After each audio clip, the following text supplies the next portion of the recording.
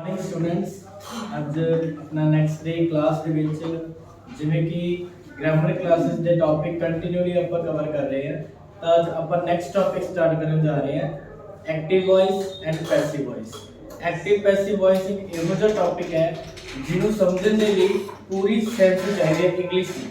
ਜੇਕਰ proper sense ਨਹੀਂ ਹੋਊਗੀ ਤਾਂ ਆਪਾਂ ਪ੍ਰੋਪਰ ਵੇ ਨਾਲ ਪੈਸਿਵ ਦੇ ਰੂਲਸ ਅਪਲਾਈ ਨਹੀਂ ਕਰ ਪਾਵਾਂਗੇ। ਹਾਂਜੀ, ਸੈਂਸ ਦੇ ਨਾਲ ਨਾਲ ਆਪਾਂ ਨੂੰ ਰੂਲਸ ਵੀ ਚਾਹੀਦੇ ਆ। ਸਾਰੇ ਬੱਚੇ ਰੂਲਸ ਵਿੱਚ ਕਨਫਿਊਜ਼ ਹੁੰਦੇ ਆ ਤੇ ਸਬਜੈਕਟ ਆਬਜੈਕਟ ਵਿੱਚ ਕਨਫਿਊਜ਼ਨ ਹੁੰਦੀ ਹੈ ਉਹਨਾਂ ਨੂੰ। ਉਹ ਸਾਰੀ ਕਨਫਿਊਜ਼ਨ ਉਹਨਾਂ ਦੀ ਕਲੀਅਰ ਕਰਾਂਗੇ ਕਿ ਕਿਵੇਂ ਕਿਹੜਾ ਸਬਜੈਕਟ ਨਾਲ ਕਿਹੜਾ ਰੂਲ ਲੱਗੇਗਾ ਤੇ ਕਿਸ ਤਰ੍ਹਾਂ ਲੱਗੇਗਾ।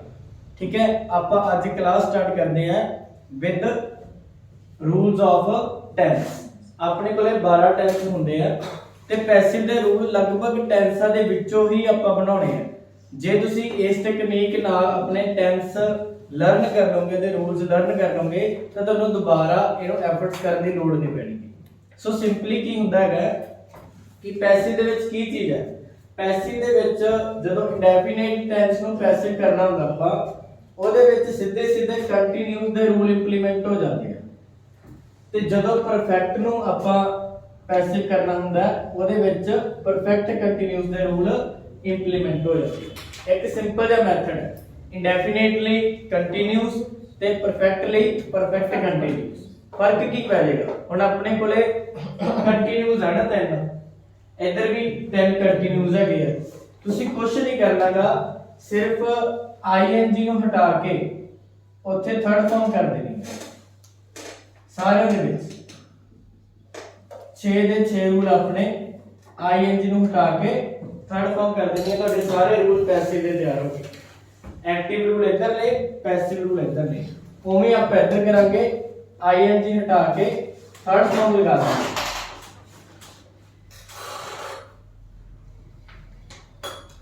ठीक है, आ ਤੁਹਾਡੇ रूल तैयार हो गए। ऊपर अपन टेंस ਨੂੰ हटा के ਇੱਥੇ पैसिव लिख देंगे हैं।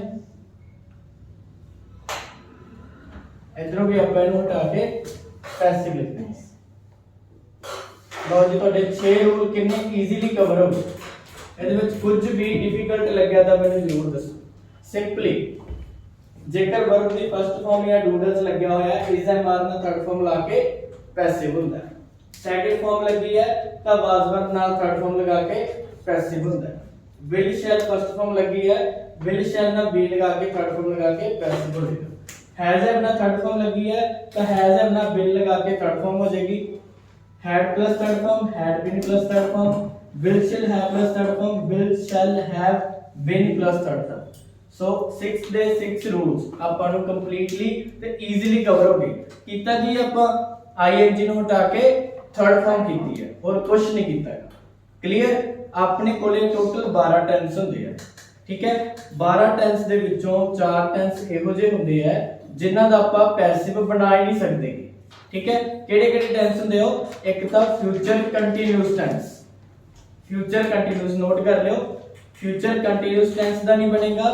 ਉਸ ਤੋਂ ਬਾਅਦ ਤਿੰਨੋਂ ਜਿਹੜੇ ਪਰਫੈਕਟ ਕੰਟੀਨਿਊਸ ਹੈ ਜਿਹੜੇ ਇੱਧਰ ਰੂਲ ਲਿਖੇ ਹੋਏ ਸੀਗੇ ਉਹਨਾਂ ਦਾ ਅੱਗੇ ਪੈਸਿਵ ਨਹੀਂ ਬਣੇਗਾ। ਠੀਕ ਹੈ, ਜਿਵੇਂ ਕਿ ਇਹਦੇ ਰੂਲ ਤਾਂ ਆਪਾਂ ਆਹ ਵਾਲੇ ਅਪਲਾਈ ਕਰਤੇ, ਇਹਦੇ ਰੂਲ ਆਪਾਂ ਆਹ ਵਾਲੇ ਅਪਲਾਈ ਕਰਤੇ, ਪਰ ਇਹਨਾਂ ਨੂੰ ਆਪਾਂ ਅੱਗੇ ਪੈਸਿਵ ਨਹੀਂ ਕਰ ਸਕਦੇਗੇ। ਉਵੇਂ ਇਸ ਰੂਲ ਨੂੰ ਆਪਾਂ ਅੱਗੇ ਪੈਸਿਵ ਨਹੀਂ ਕਰ ਸਕਦੇ ਫਿਊਚਰ ਕੰਟੀਨਿਊਸ ਵਾਲੇ। ਸੋ ਇਸ ਚੀਜ਼ ਦਾ ਥੋੜਾ ਜਿਹਾ ਖਿਆਲ ਰੱਖਿਓ। ਜੇਕਰ ਤੁਹਾਨੂੰ ਥੋੜਾ ਜਿਹਾ ਲੱਗ ਰਿਹਾ ਕਿ ਫਾਸਟ ਬੋਲਿਆ ਤਾਂ ਵੀਡੀਓ ਨੂੰ ਸਲੋ ਕਰਕੇ ਦੇਖਿਓ ਜਾਂ ਵੀਡੀਓ ਨੂੰ ਪੌਜ਼ ਕਰਕੇ ਦੁਬਾਰਾ ਧਿਆਨ ਨਾਲ ਸੁਣਿਓ ਜੋ ਵੀ ਗੱਲ ਕਹੀ ਗਈ ਹੈ। ਓਕੇ, ਆਪਾਂ ਥੋੜੀ ਜਿਹੀ ਐਗਜ਼ਾਮਪਲ ਕਰਦੇ ਹਾਂ। ਹਰੇਕ ਟੈਂਸ ਦੀ ਇੱਕ ਐਗਜ਼ਾਮਪਲ ਕਰਾਂਗੇ। ਐਗਜ਼ਾਮਪਲ ਕਰਨ ਤੋਂ ਪਹਿਲਾਂ ਆਪਾਂ ਪੈਸਿਵ ਨੂੰ ਸਮਝਾਂਗੇ ਵੀ ਪੈਸਿਵ ਹੁੰਦੀ ਕੀ ਚੀਜ਼ ਹੈ। ਹਾਂਜੀ, ਸੋ ਜਦੋਂ ਵੀ ਆਪਣੇ ਕੋਲੇ ਸੈਂਟੈਂਸ ਵਿੱਚ ਨਾ ਤਿੰਨ ਚੀਜ਼ਾਂ ਹੁੰਦੀਆਂ, ਸਬਜੈਕਟ, ਵਰਬ ਤੇ ਆਬਜੈਕਟ।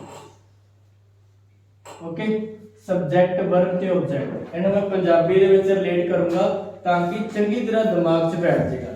ਇਹਨੂੰ ਕਹਿੰਦੇ ਆ ਕਰਤਾ, ਇਹਨੂੰ ਕਹਿੰਦੇ ਆ ਕਿਰਿਆ ਤੇ ਆਬਜੈਕਟ ਨੂੰ ਕਹਿੰਦੇ ਕਰਮ। ਓਕੇ, मतलब कि ਇਹਨੂੰ ਆਪਾਂ ਕੰਮ ਕਹਿ ਸਕਦੇ ਆ। ਇਹ ਹੁੰਦਾ ਕਰਤਾ ਜੋ ਕਿ ਆਪਣੀ ਵਰਬ ਨੂੰ ਆਪਰੇਟ ਕਰਦਾ ਹੈ। ਜਿਹੜਾ ਵਰਬ ਨੂੰ ਆਪਰੇਟ ਕਰਦਾ ਹੈ ਉਹ ਸਬਜੈਕਟ ਹੁੰਦਾ ਹੈ।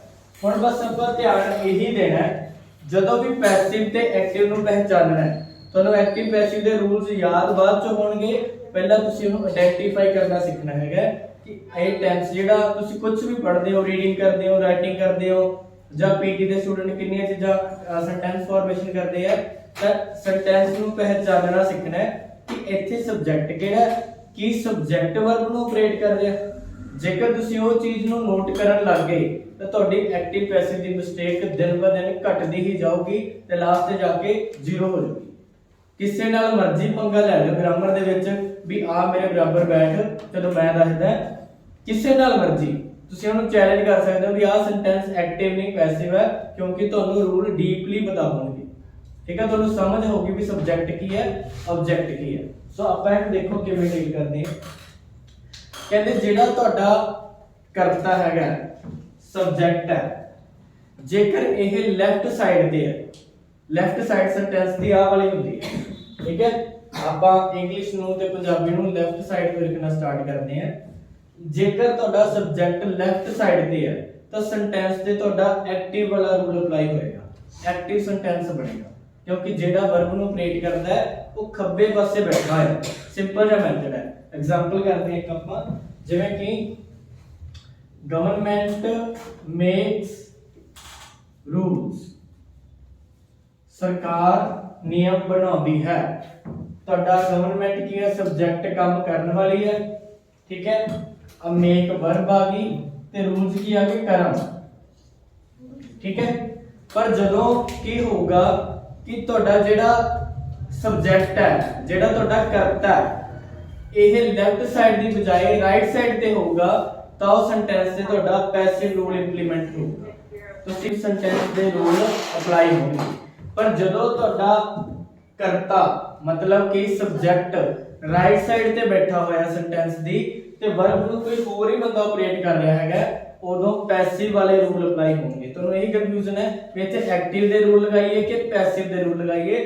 ਕੱਲਾ ਉਹ ਸਮਝ ਲਓ ਕਿ ਸਬਜੈਕਟ ਕਿਹੜੇ ਪਾਸੇ ਬੈਠਾ ਹੈਗਾ, ਖੱਬੇ ਪਾਸੇ ਹੈ ਤਾਂ ਐਕਟਿਵ ਦੇ ਰੂਲ, ਸੱਜੇ ਪਾਸੇ ਹੈ ਤਾਂ ਪੈਸਿਵ ਦੇ ਰੂਲ। ਤੁਹਾਡਾ ਸੈਂਟੈਂਸ ਵਿੱਚ ਕੋਈ ਗਲਤੀ ਨਹੀਂ ਹੋਏਗੀ। ਫੋਰ ਐਗਜ਼ਾਮਪਲ ਇੱਥੇ ਆਪਾਂ ਰੂਲਸ ਅੱਗੇ ਲਿਆਉਣੇ। ਠੀਕ ਹੈ, ਰੂਲਸ ਪਲੂਰਲ ਹੈ, ਆਰ ਲਗਾਵਾਂਗੇ, ਇਸ ਦਾ ਮਾਰਨਾ third form, rules are made by government. ठीक है, वेरी इजी। ਹੁਣ ਇਹ ਤਾਂ ਚਲੋ ਆਪਾਂ ਨੂੰ ਪਤਾ ਹੈ, ਦੋ ਆਪਾਂ ਇਹਦੇ ਵਿੱਚ ਮੈਥਡ ਅਪਲਾਈ ਕਰਾਂਗੇ। ਪਹਿਲਾ ਮੈਥਡ ਕੀ ਸੀਗਾ ਕਿ ਤੁਹਾਡਾ ਜਿਹੜਾ ਸਬਜੈਕਟ ਹੈ ਉਹ ਪੈਸਿਵ ਦੇ ਵਿੱਚ ਰਾਈਟ ਸਾਈਡ ਤੇ ਹੋਣਾ ਚਾਹੀਦਾ ਹੈ, ਮਤਲਬ ਕਿ ਸੈਂਟੈਂਸ ਦੇ ਐਂਡ ਤੇ ਹੋਣਾ ਚਾਹੀਦਾ ਹੈ। ਇਹ ਧਿਆਨ ਰੱਖਿਓ। ਠੀਕ ਹੈ, ਪਰ ਇੱਕ ਰੂਲ ਹੋਰ ਹੈ ਕਿ ਮੋਸਟਲੀ ਕੀ ਹੁੰਦਾ ਹੈਗਾ ਕਿ ਤੁਹਾਡਾ ਜਿਹੜਾ ਪੈਸਿਵ ਸੈਂਟੈਂਸ ਹੈ ਇਹਦੀ ਸਟਾਰਟਿੰਗ ਨਾ ਨਾਨ ਲਿਵਿੰਗ ਚੀਜ਼ਾਂ ਤੋਂ ਹੁੰਦੀ ਹੈ। ਨਾਨ ਲਿਵਿੰਗ ਚੀਜ਼ਾਂ ਤੋਂ ਇਹਦੀ ਸਟਾਰਟਿੰਗ ਕਰੋਗੇ ਤਾਂ ਤੁਹਾਡਾ ਪੈਸਿਵ ਵਾਲਾ ਰੂਲ ਹੀ ਅਪਲਾਈ ਹੋਏਗਾ, ਕਿਉਂਕਿ ਨਾਨ ਲਿਵਿੰਗ ਚੀਜ਼ ਕੁਝ ਕਿਰਿਆ ਨਹੀਂ ਕਰ ਸਕਦੀਗੀ, ਕਿਸੇ ਵਰਬ ਨੂੰ ਆਪਰੇਟ ਨਹੀਂ ਕਰ ਸਕਦੀਗੀ, ਉੱਥੇ ਆਪਾਂ ਹਮੇਸ਼ਾ ਹੀ ਪੈਸਿਵ ਦਾ ਰੂਲ ਹੀ ਲਗਾਵਾਂਗੇ। ਤੁਸੀਂ ਕੋਈ ਸੈਂਟੈਂਸ ਟੇਬਲ ਤੋਂ ਸਟਾਰਟ ਕਰ ਲਓ, ਤੁਸੀਂ ਉਹਨੂੰ ਐਕਟਿਵ 'ਚ ਲਿਖ ਨਹੀਂ ਸਕਦੇਗੇ। ਤੁਸੀਂ ਚੇਅਰ ਤੋਂ ਸਟਾਰਟ ਕਰ ਲਓ, ਉਹਨੂੰ ਐਕਟਿਵ 'ਚ ਲਿਖ ਨਹੀਂ ਸਕਦੇ। ਤੁਸੀਂ ਡੋਰ ਤੋਂ ਸਟਾਰਟ ਕਰ ਲਓ, ਮਾਰਕਰ ਤੋਂ ਸਟਾਰਟ ਕਰ ਲਓ, ਕਿਸੇ मतलब कि होर ऑब्जेक्ट तो स्टार्ट कर लो। ठीक है, कोट तो स्टार्ट कर लो, पेंट तो स्टार्ट कर लो, कोई खाण वाली चीज तो स्टार्ट कर लो, उत्थे ਤੁਹਾਡੇ हमेशा पैसिव वाले रूल ही अप्लाई होणगे। ठीक है, एक रूल याद रखियो, ਜਦੋਂ कोई चीज नॉन लिविंग है ਉਦੋਂ हमेशा पैसिव वाले रूल अप्लाई होणगे। ਜਿਵੇਂ ਕਿ ਰੂਲਸ ਦੀ ਗੱਲ ਕਰਦੇ ਆਪਾਂ, ਰੂਲਸ ਕੋਈ ਲਿਵਿੰਗ ਚੀਜ਼ ਤਾਂ ਨਹੀਂ ਹੈਗੀ, ਹੈਨਾ। ਉਵੇਂ ਗਵਰਨਮੈਂਟ ਇੱਕ ਲਿਵਿੰਗ ਚੀਜ਼ ਹੈ ਵੀ ਇਹ ਆਪਰੇਟ ਕਰ ਸਕਦੀ ਹੈ ਕੁਝ, ਬਟ ਰੂਲਸ ਕੁਝ ਵੀ ਆਪਰੇਟ ਨਹੀਂ ਕਰ ਸਕਦੇ। ठीक है, सो रूल्स नॉन लिविंग चीज है, याद रखो। फर्स्ट रूल अपना नॉन लिविंग चीज है। ठीक है, ਹੁਣ ਇਹ ਤਾਂ ਕਲੀਅਰ ਹੋ ਗਿਆ ਕਿ ਆਪਣਾ ਪੈਸਿਵ ਦੇ ਵਿੱਚ ਜਿਹੜਾ ਸਬਜੈਕਟ ਹੈ ਉਹ ਨॉन ਲਿਵਿੰਗ ਚੀਜ਼ ਹੁੰਦੀ ਹੈ। ਜਿਵੇਂ ਕਿ ਇੱਕ ਐਗਜ਼ਾਮਪਲ ਹੋਰ ਕਰ ਲੈਂਦੇ ਆਪਾਂ ਇਸ rule the, I bought a pen। ਜਿਵੇਂ ਕਿ ਮੈਂ ਇੱਕ ਪੈਨ ਖਰੀਦਿਆ। ਹੁਣ आई कौन है, लिविंग चीज है, पेन की है, नॉन लिविंग चीज है। ਹੁਣ ਜੇਕਰ ਆਪਾਂ ਨॉन लिविंग ਚੀਜ਼ ਤੋਂ ਸੈਂਟੈਂਸ ਸਟਾਰਟ ਕਰਾਂਗੇ ਤਾਂ ਡੈਫੀਨੇਟਲੀ ਆਪਾਂ ਪੈਸਿਵ ਰੂਲ ਅਪਲਾਈ ਕਰਾਂਗੇ। a pen was bought by, yes, ਆ ਤੁਹਾਡਾ ਰੂਲ ਬਣ ਜਾਏਗਾ। आ रूल में याद रखना, ठीक है, नॉन लिविंग वाला मैथड। इस तो बाद मैं एक चीज करवाना है कि कई बार की होंदा है कि आपां की करते हैं अपना जेड़ा सेंटेंस पैसिव हुंदा है बट जेड़ा सब्जेक्ट और लिविंग हुंदा है, पैसिव दे विच भी लिविंग सब्जेक्ट लग जाता है। हुण आपां एक अल्टरनेटिव करदे हैं भी आपां नूं लिविंग सब्जेक्ट मिल गया, रूल भी पैसिव दा लग गया, वो किहड़ी सिचुएशन च हुंदा है। देखो ध्यान, आपां हुण अपना सब्जेक्ट भी लिविंग चीज होगी, ठीक है, ते अपने कोले ऑब्जेक्ट भी लिविंग चीज होगी, दोवें चीज़ां लिविंग होणगियां, ओहदे विच नॉन लिविंग चीज नहीं होगी। तो उसको किवें पहचानांगे आपां, जिवें कि my boss has selected my friend, my boss has selected my friend, okay, कि मेरे बॉस ने मेरे फ्रेंड नु सिलेक्ट कर लिया। क्लियर, आ भी लिविंग चीज है, बॉस ये भी जिंदा जागदा तुरया फिरदा है ते माय फ्रेंड भी जिंदा जागदा है, ओके, दोवें चीज़ां लिविंग है। पर हुण जदों आपां इहनूं पैसिव करांगे, ठीक है, देखो आपां इत्थे करांगे my friend has selected by my boss. इत्थों जिक्र की है, इत्थों जिक्र सेंटेंस तुहाडा गलत जा रहा है। पर बॉस तो नहीं ना कोई चुन सकता, मेरे फ्रेंड ने मेरे बॉस को सिलेक्ट कर लिया, दैट वुड बी रॉन्ग, ठीक है, that would be seriously wrong. आप कहांगे मेरे फ्रेंड नु मेरे बॉस ने सिलेक्ट करता है या मेरा फ्रेंड मेरे बॉस द्वारा सिलेक्ट किया गया। सो वर्ब नु सिलेक्ट कौन कर रहा है, सिलेक्शन का काम किहने कीता, बॉस ने। वही गल कि जेड़ा सिलेक्ट करने वाला वो राइट साइड ते बैठा है, लेफ्ट साइड ते नहीं हैगा। सिलेक्ट करने वाला, वर्ब नु ऑपरेट करने वाला जेड़ा अपना करता है वो सेंटेंस दे सज्जे पासे बैठा है, खब्बे पासे नहीं बैठागा। तो आपां रूल केड़ा अप्लाई करांगे, पैसिव वाला। तो हैज नहीं आएगा, हैज बीन आएगा। My friend has been selected by my boss. जदों दोवें चीज़ां लिविंग होण उदों तुसीं ये देखना कि वर्ब नु ऑपरेट कौन कर रहा है, बॉस। ते जदों नॉन लिविंग चीज़ां उदों तो बहुत सिंपल है, नॉन लिविंग चीज तो स्टार्ट करोगे तो रूल ही पैसिव दा लगेगा, ओके, इस चीज नु ध्यान रखना। हुण अपने कोले सारे दे एग्जांपल्स अपने हो गए, ठीक है, मींस एदी भी एग्जांपल होगी, एदी भी होगी। आपां हुण सिर्फ एग्जांपल करनी है, दोनों रूल्स नु लेके ही आपां एग्जांपल करांगे ते आपां एक्टिव पैसिव दी एक एक्सरसाइज भी जरूर करांगे जिथे तुहानू पहचान आ जूगी कि तुहाडे कोले मींस सब्जेक्ट सज्जे पासे पिया कि खब्बे पासे पिया। वो एग्जांपल आपां मींस कल वाली क्लास तो बाद करनी है जां अज वाली। आज स्टूडेंट्स अपने कोले प्रेजेंट इंडेफिनिट दी पहले एग्जांपल आएगी, एक एक्टिव दी एक पैसिव दी, ताकि अपन लर्न कर सकिए कि जदों एक्टिव तो पैसिव रूल करदे ते पंजाबी च साउंड केड़ी आउंदी है, ठीक है। जदों तुसीं एक्टिव च लिखोगे अपने कोले रूल आएगा कि कोई बंदा कोई काम करदा है, ठीक है, करदा है, ते पैसिव दे विच ओदी आवाज आएगी कीता जांदा है। ये दो गल्लां दा ध्यान रखना आपां, ये रूल्स है जेडे प्रॉपर वे नाल लर्न कर लांगे तो आपां नूं समझ आ जाएगी, ठीक है। पंजाबी दे विच आपां नूं समझना सौखा लगदा है। कोई काम करदे हैं जिवें कि मेरा brother, my brother learns English, मेरा ब्रदर इंग्लिश सीखदा है, ठीक है। हुण इत्थे की है, कुछ करदा है पर इत्थे आपां कर दांगे इंग्लिश नॉलेज चीज आ गई, is learned by my brother, ठीक है, मींस इंग्लिश मेरे ब्रदर द्वारा सीखी जाती है। आगे ना वही लाइन, इंग्लिश मेरे ब्रदर द्वारा सीखी जाती है। काम आपां करदे हैं, इत्थे कोई काम कीता जांदा है, इत्थे सब्जेक्ट लिविंग चीज है, इत्थे नॉन लिविंग चीज है। क्लियर। नेक्स्ट आ गया अपने कोले past definite.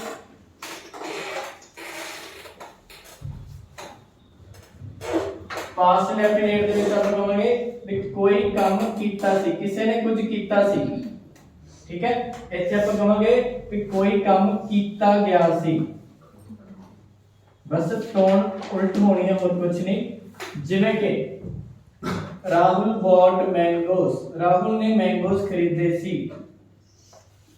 Rahul bot mangoes, Rahul ने मैंगोस खरीदे सीगे। mangoes were bought by Rahul। ठीक है, मतलब कि राहुल द्वारा मैंगोज खरीदे गए सी। क्लियर, कोई काम कीता गया सी। हाँ जी, नेक्स्ट एग्जांपल आ गई फ्यूचर इंडेफिनिट।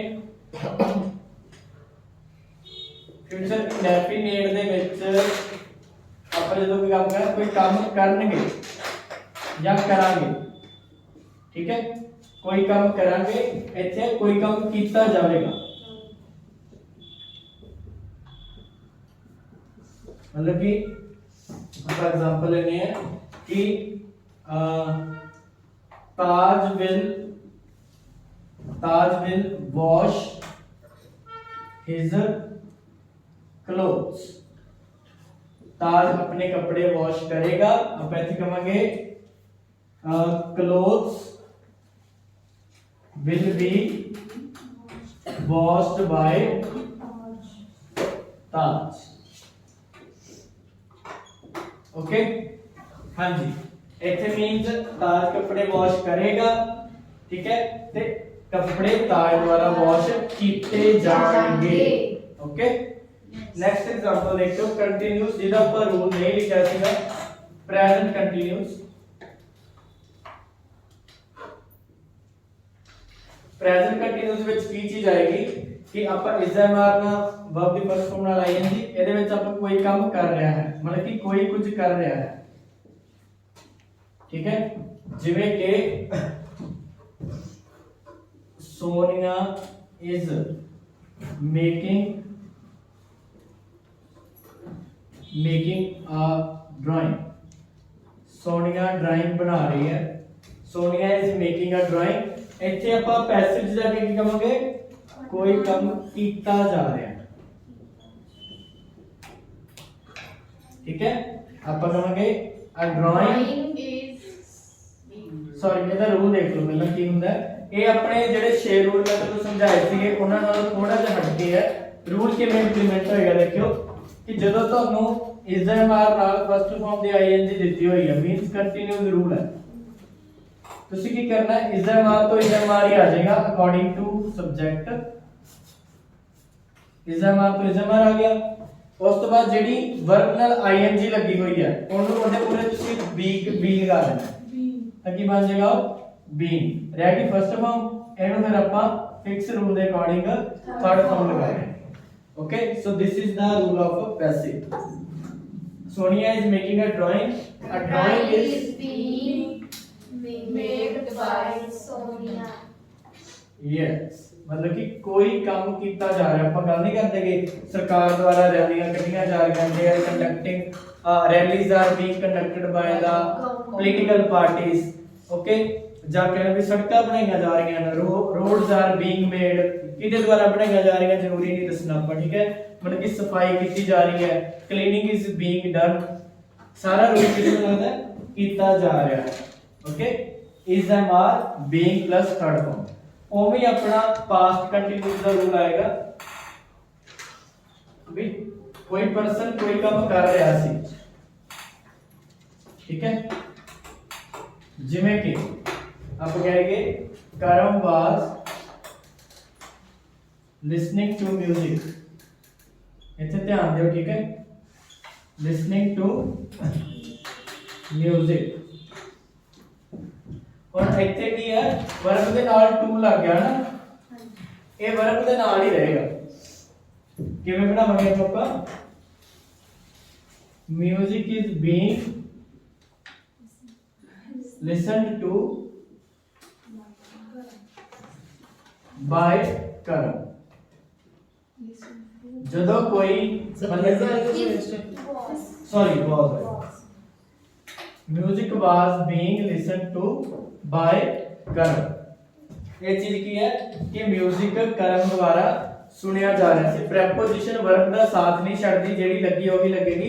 अगे ਆਪਾਂ फॉर एग्जांपल ये कर सकते हैं, जिवें कि my friend is looking at the sun. ਆਪਾਂ एग्जांपल ले सकते हैं, my friend is looking at the sun. Looking ਦੇ ਨਾਲ ਐਟ ਆ ਗਿਆ, ठीक है। ਆਪਾਂ ਕਹਾਂਗੇ the sun is being looked at by my friend. The sun is being looked at by my friend. मेरे फ्रेंड द्वारा सूरज ਵੱਲ ਦੇਖਿਆ ਜਾ ਰਿਹਾ ਹੈ। मीनिंग ਉਹੀ ਹੈ ਕਿ ਜੋ ਤੁਹਾਨੂੰ ਇੱਥੇ मीनिंग ਆਊਟਪੁੱਟ ਕਰਕੇ ਦਿੱਤੀ ਹੈ ਉਹੀ ਆਏਗੀ। ਕੀਤਾ ਜਾ ਰਿਹਾ ਸੀ। हाँ जी, ਜਿਹੜੇ ਬੱਚੇ ਵੀਡੀਓ ਦੇਖ ਰਹੇ ਆ ਉਹ ਸਕਰੀਨਸ਼ਾਟ ਪ੍ਰੋਪਰ ਵੇ ਨਾਲ ਲੈ ਸਕਦੇ ਆ ਤੇ ਆਪਣੇ ਰੂਲਸ ਲਰਨ ਕਰ ਸਕਦੇ ਆ, ਬਟ ਪ੍ਰੈਕਟਿਸ ਕਰਨੀ ਮਸਟ ਹੈ। ਉਹ ਮੈਂ ਹਰੇਕ ਵੀਡੀਓ 'ਚ ਕਹਿਣਾ ਤੁਹਾਨੂੰ। ਹਾਂਜੀ, ਆਪਣੇ ਨੈਕਸਟ 3 ਰੂਲਸ ਰਹਿ ਗਏ ਆ ਜਿਹਨੂੰ ਆਪਾਂ ਅੱਗੇ ਕੰਡਕਟ ਕਰਦੇ ਆ। ਸਟੂਡੈਂਟਸ ਇੱਥੋਂ ਤੱਕ ਉਤਾਰ ਲੈ, ਸਮਝ ਆ ਗਏ? Yes, sir. ओके ਸਰ ਤੁਹਾਨੂੰ ਲੱਗਦਾ ਸਰ ਆਪਾਂ ਜਿਹੜਾ ਆਪਾਂ ਕੁਐਸਚਨ ਅਨਾਲਾਈਜ਼ ਕਰਾਂਗੇ ਇਸ ਹਾਂਜੀ, ਹਾਂਜੀ। ਉਹਦਾ ਆਨਸਰ ਹੀ ਆਏਗਾ कैसे ना बिल्कुल। मतलब मैंगो कितने खरीदे मतलब ਉਹਦਾ ਆਨਸਰ ਹੈ ਸਰ ਇਹ ਸਾਰੇ ਆਨਸਰਸ ਹੀ ਹੁੰਦੇ ਆ A to Z, ਸਾਰੇ ਆਨਸਰ ਹੁੰਦੇ, ਠੀਕ ਹੈ ਵੀ ਜਾਂ ਤਾਂ ਸਬਜੈਕਟ ਨੂੰ ਲੈ ਕੇ ਆਨਸਰ ਦਿੱਤਾ ਜਾਂਦਾ ਹੈ ਜਾਂ ਆਬਜੈਕਟ ਨੂੰ ਲੈ ਕੇ। ਸਬਜੈਕਟ ਨੂੰ ਲੈ ਕੇ ਆਨਸਰ ਹੋਗਾ ਹੂ, ਜਿਵੇਂ ਕਿ who bought mangoes, Rahul bought mangoes. ਤੇ what did Rahul buy, Rahul ਨੇ ਕੀ ਖਰੀਦਿਆ, ਰਾਹੁਲ ਬੋਟ ਮੈਂਗੋਸ। ਜੇਕਰ ਵਟ ਹੈ ਤਾਂ ਆਬਜੈਕਟ ਆਨਸਰ ਦੇਊਗਾ, ਜੇਕਰ ਹੂ ਹੈ ਤਾਂ ਸਬਜੈਕਟ ਆਨਸਰ ਦੇਊਗਾ, ਠੀਕ ਹੈ ਜੀ। shall I erase it? Yes, sir.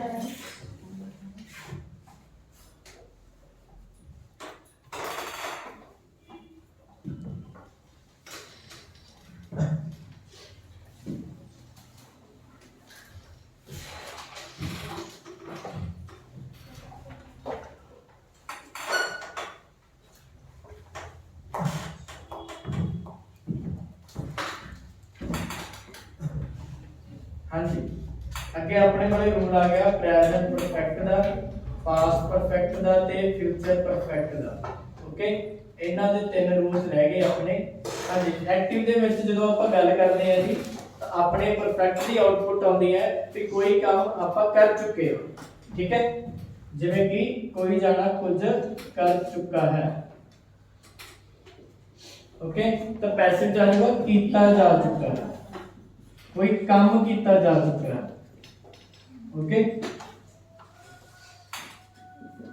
हाँ जी, जिवें कि आप कह रहे भी my brother has cleaned his room, मेरे ब्रदर अपना कमरा साफ कर चुका, मींस उन्हें कोई काम पूरा कर लिया, ठीक है। My brother has cleaned this room,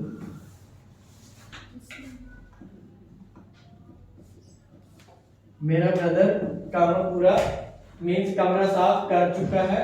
अपन कहेंगे This रूम हैज बीन, देखो नॉन लिविंग चीज आ गई ना, this room has been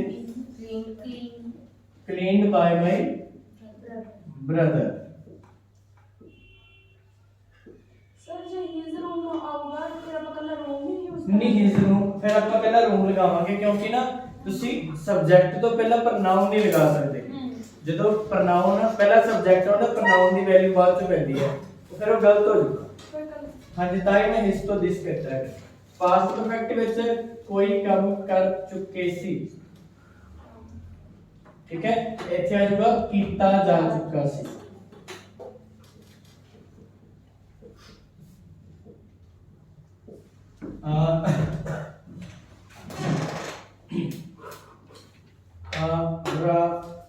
Ram had written a story, Ram कहानी लिख चुका सी, ठीक है। A story had been written by, हाँ जी,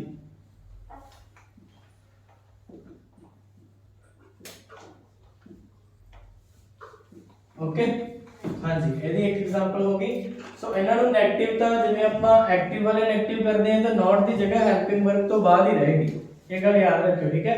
ਹੈਲਪਿੰਗ ਵਰਬ ਤੋਂ ਬਾਅਦ ਹੀ ਨੈਗੇਟਿਵ ਲੱਗੇਗਾ, ਚਾਹੇ ਉਹ ਐਕਟਿਵ ਸੈਂਟੈਂਸ ਹੈ ਚਾਹੇ ਉਹ ਪੈਸਿਵ ਸੈਂਟੈਂਸ ਹੈ। ਓਕੇ, ਸੋ ਲਾਸਟ ਵਾਲਾ ਰੂਲ ਰਹਿ ਗਿਆ, ਇਹ ਥੋੜਾ ਜਿਹਾ ਜਿਵੇਂ ਵੇਖਣ ਚ ਲੈਂਥੀ ਲੱਗੇਗਾ ਤੁਹਾਨੂੰ। ਇੱਥੇ ਬਣਾ ਲਈ ਆਪਾਂ, ਸੁਨੀਲ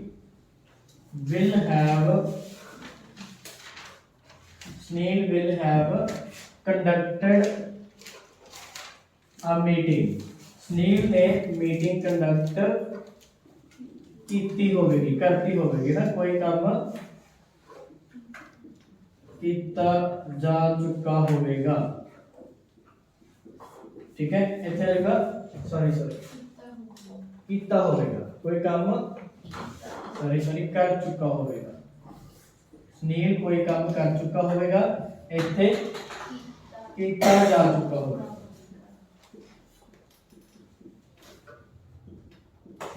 मतलब कि आप कहेंगे a meeting will have been conducted by Sunil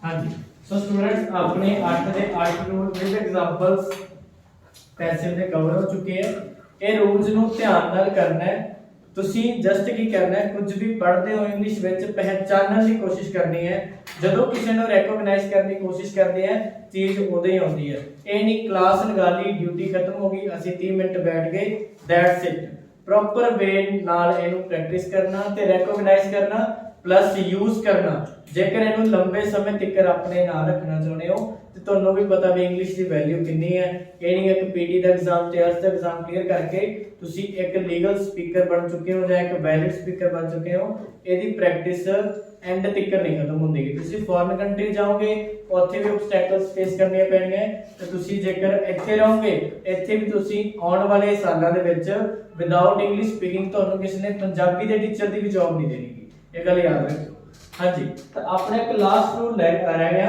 अब तो नहीं याद आपको मॉडल्स कितने सीगे अपने फर्स्ट डे थे तो मॉडल्स नु पैसिव करना बहुत इजी है देखो मॉडल्स का रूल की है कोई भी मॉडल आप एग्जांपल कर लेंगे मॉडल्स का रूल है if model plus first form okay आही रूल है कोई भी मॉडल होवे ਉਹਦੇ ਨਾਲ फर्स्ट फॉर्म लगदी है ਤੇ ਜਦੋਂ ਉਹਨੂੰ ਪੈਸਿਵ ਕਰਨਾ ਹੋਵੇ ਕਿਵੇਂ ਕਰਾਂਗੇ ਆਪਾਂ मॉडल वही लग गया रहेगा प्लस बी लग जाएगा जो कि फ्यूचर इंडेफिनिट वाले का आंसर है वो दी थर्ड फॉर्म लग जाएगी जिਵੇਂ कि ਇੱਥੇ ਕਿਸੇ ਦੀ एग्जांपल ਲਈਏ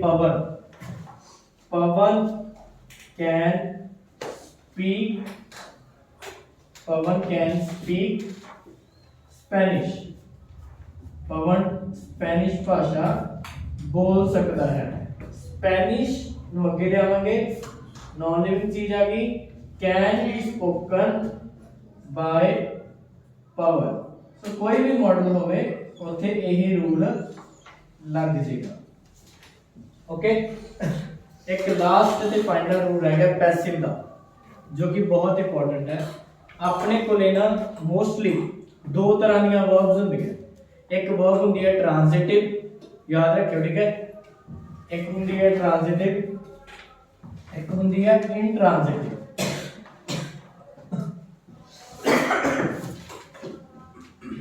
ट्रांजिटिव वर्ब वो ਹੁੰਦੀ ਹੈ ਜਿਹੜੀ ਹਮੇਸ਼ਾ ਕਿਸੇ ਸਬਜੈਕਟ ਦੀ ਕਿਸੇ ਆਬਜੈਕਟ ਨੂੰ ਆਪਣੇ ਨਾਲ ਰੱਖਦੀ ਹੈ ਪਰ ਜਿਹੜੀ ਇੰਟ੍ਰਾਂਜ਼ਿਟਿਵ वर्ब ਹੈ ਇਹਦੇ ਨਾਲ ਕਦੇ ਕੋਈ ਆਬਜੈਕਟ ਨਹੀਂ ਲੱਗਦਾ ਯਾਦ ਰੱਖਿਓ ਮੈਂ ਐਗਜ਼ਾਮਪਲ ਦਿੰਦਾ ਜਿਵੇਂ ਕਿ ਆਪਾਂ वर्ब ਲਗਾਉਣੇ ਹੈ ਗੋ गो वाले सेंटेंस ਦਾ ਪੈਸਿਵ ਬਣਨਾ ਹੀ ਨਹੀਂ ਜਦੋਂ ਤੁਹਾਡੇ ਸੈਂਟੈਂਸ ਵਿੱਚ ਵਰਬ ਬਣਾ ਗੋ ਉਹਦਾ ਪੈਸਿਵ ਹੀ ਨਹੀਂ ਬਣ ਸਕਦਾ that would be wrong ਤੁਸੀਂ ਲਾਫ ਪਾਣੀ ਲਗਾ ਲਓ ਤੁਸੀਂ ਸਲੀਪ ਲਗਾ ਲਓ ਇਹਨਾਂ ਨਾਲ ਤੁਸੀਂ ਪੈਸਿਵ ਬਣਾ ਹੀ ਨਹੀਂ ਸਕਦੇਗੇ ਮੈਂ ਤੁਹਾਨੂੰ ਇੱਕ ਐਗਜ਼ਾਮਪਲ ਦੇ ਦਿੰਦਾ ਜਿਵੇਂ ਕਿ I go to school ਠੀਕ ਹੈ ਇਹਨੂੰ ਆਪਾਂ ਕਿਵੇਂ ਬਣਾਵਾਂਗੇ school is to be gone by me ਕੀ ਕਵਾਂਗੇ ਆਪਾਂ ਇੱਥੇ ਗਲਤ ਹੋ ਜਾਊਗਾ ਨਾ ਇਹਦਾ ਬਣਨਾ ਨਹੀਂ ਕਿਉਂਕਿ ਪੈਸਿਵ ਉਦੋਂ ਬਣਦਾ ਹੈ ਜਦੋਂ ਸੈਂਟੈਂਸ ਵਿੱਚ ਆਬਜੈਕਟ ਹੁੰਦਾ ਹੈ ਜਿਹੜਾ ਸਕੂਲ ਹੈ ਨਾ ਇਹ ਆਬਜੈਕਟ ਨਹੀਂ ਇਹ ਤਾਂ ਲੋਕੇਸ਼ਨ ਹੈ this is the location this is not object I laugh loudly मैं ਉੱਚੀ ਉੱਚੀ ਹੱਸਦਾ ठीक है so loudly is not object loudly is adverb है जिन्नी देर ऑब्जेक्ट नहीं आऊगा उन्नी देर ਤੁਸੀਂ ਪੈਸਿਵ ਦਾ ਰੂਲ ਇੰਪਲੀਮੈਂਟ ਨਹੀਂ ਕਰ ਸਕਦੇ ਕਿਉਂਕਿ ਪਹਿਲਾ ਰੂਲ ਹੀ ਹੈ ਕਿ ਆਬਜੈਕਟ ਨੂੰ ਅੱਗੇ ਲੈ ਕੇ ਆਓ ਠੀਕ ਹੈ ਟ੍ਰਾਂਜ਼ਿਟਿਵ ਵਰਬ ਹਮੇਸ਼ਾ ਜਿੰਨੀਆਂ ਵੀ ਐਗਜ਼ਾਮਪਲ ਦਿੱਤੀਆਂ ਸਾਰੀਆਂ ਟ੍ਰਾਂਜ਼ਿਟਿਵ ਵਰਬ ਦੀਆਂ ਜੇ ਆਪਾਂ ਜਿੱਥੇ ਆਪਾਂ ਨੂੰ ਕੀ ਦਾ ਜਵਾਬ ਨਹੀਂ ਨਾ ਉਹਦਾ ਕੀ ਜਿਵੇਂ ਕਿ I go ਤੋਂ ਬਾਅਦ ਕੀ ਦਾ ਜਵਾਬ ਆ ਰਿਹਾ ਆਪਾਂ ਨੂੰ ਨਹੀਂ ਨਾ, ਆਪਾਂ ਨੂੰ ਜਵਾਬ ਆ ਰਿਹਾ ਕਿੱਥੇ ਦਾ। ਆਈ ਲਾਵ ਤੋਂ ਬਾਅਦ ਕੀ ਦਾ ਜਵਾਬ ਆ ਰਿਹਾ, ਨਹੀਂ ਆ ਰਿਹਾ, ਆਪਾਂ ਨੂੰ ਜਵਾਬ ਆ ਰਿਹਾ ਵੀ ਕਿਵੇਂ। ਠੀਕ ਹੈ, ਆਈ ਲਾਵ ਕਿਵੇਂ ਹੱਸਦਾ, ਉੱਚੀ ਹੱਸਦਾ। ਆਈ ਗੋ ਕਿੱਥੇ ਜਾਣਾ, ਆਈ ਗੋ ਟੂ ਸਕੂਲ। ਕਿੱਥੇ ਤੇ ਕਿਵੇਂ ਦੇ ਜਵਾਬ ਦਾ ਆਬਜੈਕਟਿਵ ਜਾਂ ਪੈਸਿਵ ਨਹੀਂ ਬਣੇਗਾ। ਇਹਨਾਂ ਵਿੱਚ ਸਾਰੇ ਐਗਜ਼ਾਮਪਲ ਦੇਖ ਲਓ, ਤੁਹਾਨੂੰ ਕੀ ਦਾ ਆਨਸਰ ਮਿਲੇਗਾ। ਜਿਵੇਂ ਕਿ ਮਾਈ ਬ੍ਰਦਰ ਹੈਜ਼ ਕਲੀਨਡ, ਮੇਰੇ ਬ੍ਰਦਰ ਨੇ ਸਾਫ਼ ਕਰਤਾ, ਕੀ ਸਾਫ਼ ਕੀਤਾ, Room. My Ram had written a story, Ram ਨੇ ਕੀ ਲਿਖ ਚੁੱਕਿਆ ਸੀਗਾ, Story. Sunil will have conducted a meeting, Sunil ਨੇ ਕੀ ਕੰਡਕਟ ਕੀਤਾ, Meeting. So this was the final rule of passive. ਇਹਨਾਂ ਚੀਜ਼ਾਂ ਨੂੰ ਸਾਰਿਆਂ ਨੂੰ ਧਿਆਨ 'ਚ ਰੱਖ ਕੇ ਫਿਰ ਆਪਾਂ ਪੈਸਿਵ ਨੂੰ ਪ੍ਰੋਪਰ ਵੇ ਨਾਲ ਲਰਨ ਕਰ ਸਕਦੇ ਹਾਂ। ਤੇ ਜਦੋਂ ਆਪਾਂ ਰੀਡਿੰਗ ਕਰਨ ਵੇਲੇ ਆਪਾਂ ਨੂੰ ਪ੍ਰੋਬਲਮ ਆਉਂਦੀ ਹੈ, ਰਾਈਟਿੰਗ ਕਰਨ ਵੇਲੇ ਨਿੱਕੇ ਨਿੱਕੇ ਆਵਾਜ਼ ਵਾਰ ਇਜ਼ਮ ਮਾਰ ਜਾਂ will shall be been being ਕਿੱਥੇ ਲਗਾਉਣਾ, ਉਹ ਤੁਹਾਡੀਆਂ ਪ੍ਰੋਬਲਮਸ ਅੱਜ ਦੀ ਕਲਾਸ ਨੂੰ ਪ੍ਰੋਪਰ ਵੇ ਨਾਲ ਸੁਣਨ ਨਾਲ ਦੂਰ ਹੋ ਜਾਣਗੀਆਂ ਸਾਰੀਆਂ problems. So thank you students, hop ਕਿ ਤੁਹਾਨੂੰ ਇਹ ਚੀਜ਼ਾਂ ਕਲੀਅਰ ਹੋ ਗਈਆਂ ਹੋਣਗੀਆਂ। ਪੈਸਿਵ ਦੇ ਰੂਲਸ ਜੋ ਕਿ ਆਪਾਂ ਨੂੰ ਕਿਤਾਬਾਂ ਵਿੱਚ ਕਲੀਅਰ ਨਹੀਂ ਕੀਤੇ ਹੁੰਦੇਗੇ, ਉਹ ਤੁਹਾਨੂੰ ਬੋਲ ਕੇ ਵਿਦ ਐਗਜ਼ਾਮਪਲ ਕਲੀਅਰ ਕਰਾਏ ਗਏ ਹੈ। ਇਹਨਾਂ ਨੂੰ ਧਿਆਨ ਨਾਲ ਪੜ੍ਹ ਲਿਓ, ਧਿਆਨ ਨਾਲ ਸੁਣ ਲਿਓ। Thank you so much.